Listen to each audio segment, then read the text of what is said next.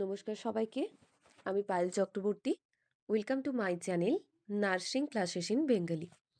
তো তোমরা সবাই জানো এখন সমস্ত জায়গার যে সিএইচও অর্থাৎ কমিউনিটি হেলথ অফিসারের যে বিজ্ঞপ্তিগুলো প্রকাশ হয়েছিল কিছুদিন আগে, সেগুলোর সমস্ত জায়গাতে এক্সাম, কোনো কোনো জায়গাতে ভেরিফিকেশন এবং কোনো কোনো জায়গাতে সেগুলোর ভেরিফিকেশনের পর যা প্রসেস আছে সেগুলো চলছে।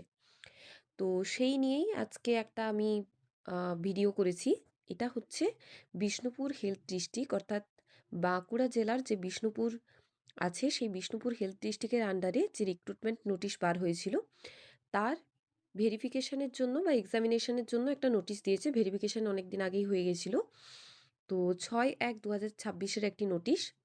এই নোটিশটিতে কি বলা আছে যে this is to inform all concern that Bishnupur health district will conduct A written examination on 15/1/2026 from 1টা PM for the ongoing recruitment to the post of community health officer on contractual basis under National Health Mission.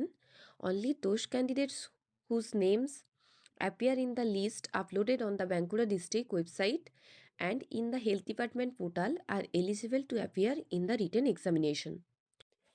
তো এখানে বলা হয়েছে যে যেসব ক্যান্ডিডেটসদের নাম নিচে লেখা আছে সেই সমস্ত ক্যান্ডিডেটসরা 15/1/2026 একটা থেকে একটা এক্সামিনেশন কন্ডাক্ট করা হয়েছে সেখানে আসতে।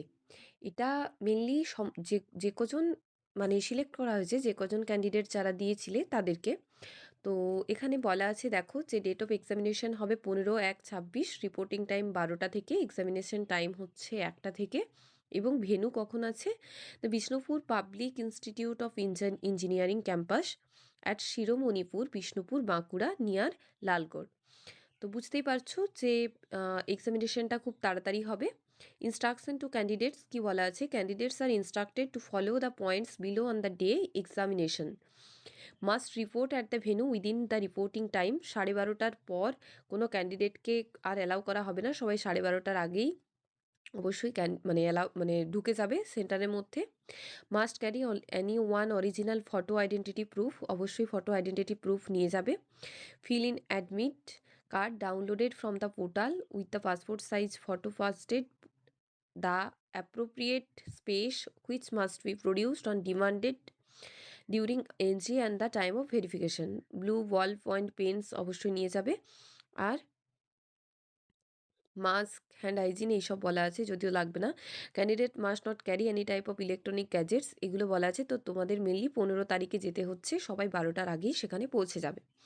আরেকটা জিনিস যে অনেকেই আমাকে বলছো যে দিদি আমি এই এই এখানে একটা ফর্ম আছে, এটা অবশ্যই দেখে নিও এবং সমস্ত কিছু করে তারপর সেখানে যাবে।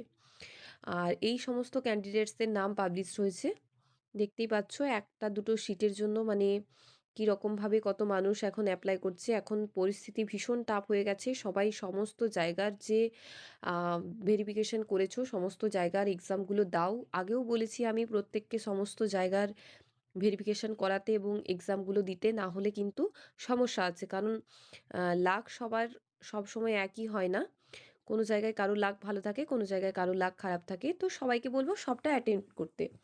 অ্যাটেন্ড না করলে কিন্তু তোমার নিজের জায়গাটা তুমি বুঝতে পারবে না যে আলটিমেটলি তোমার সাথে কতটা কি হলো। তো সমস্ত জায়গায় যেখানে যা যা সবাই ফর্ম ফিল আপ করছো সবাই সবগুলোই করবে। আর একজন দুজন আমাকে বলছো, একজন দুজন বলবো না, বেশ কিছুজনই আমার কাছে এই খবরটা আসছে যে দিদি আমি এরকম জিএনএম পাস আউট করেছিলাম এত সালে, তো 22 সাল কি 23 সাল কি 24 সালে পাস আউট করেছি, আমাদের ভেরিফিকেশানে নাম দেখাচ্ছে না। তো দেখো 2000 ওখানে নোটিশটা যেটা বলা আছে সেই নোটিশ অনুযায়ী 2021 পর্যন্ত ক্যান্ডিডেটস বা তার আগের এবং বিএসসি ক্যান্ডিডেটস বা পিবিবিএসসি যে ক্যান্ডিডেটসরা আছে তাদেরকে নেওয়ার কথা বলা হয়েছে। আগে এইগুলো প্রায়োরিটি পাবে, তারপর এদের যে সিট সংখ্যা যদি বেঁচে থাকে ওদের পাওয়ার পর তারপর কিন্তু নতুন আপডেটেড ক্যান্ডিডেটকে দেওয়া হবে। তো সেরকম কোথাও লেখা ছিল না যে নতুন আপডেটেড ক্যান্ডিডেটকে দেওয়া হবে, শুধু এটাই লেখা ছিল যে 2021 সালের পাস আউট যারা করেছো তার আগে পর্যন্ত দেওয়া হবে। এবার যেটা বলবো সেটা হচ্ছে যে চেষ্টা করো, কারণ ক্যান্ডিডেটস তো এখন প্রচুর। কারণ তোমরা অলরেডি দেখেছো যে একটা বিএসসি ক্যান্ডিডেট যারা ছিলে তারা দেখেছো কিভাবে গ্রেড টুর জন্য ফর্ম ফিল আপ হলো, বা জিএনএম ক্যান্ডিডেটরা যারা ছিলে তারা দেখেছো গ্রেড টুর জন্য কিভাবে ফর্ম ফিল আপ হলো। তো সেই ক্ষেত্রে আমি বলবো যে সব জায়গার সমস্ত কিছুই ফিল আপ করে রাখো। কোনো না কোনো একটা আশা করছি পেয়ে যাবে। যারা প্রতিনিয়ত প্রতিদিনই পড়াশুনো করছো, পড়াশুনোর মধ্যে আছো, আশা করি হয়ে যাবে। অনেকেই আমাকে জানিয়েছো যে দিদি এখানের এক্সাম ভালো হয়েছে, কি এখানের ইন্টারভিউ ভালো হয়েছে, তাদের জন্য অল দ্য বেস্ট। আর এই বিষ্ণুপুরের পরীক্ষাটাও সবাই অ্যাটেম্প্ট করো। সবার জন্য বেস্ট অফ লাক।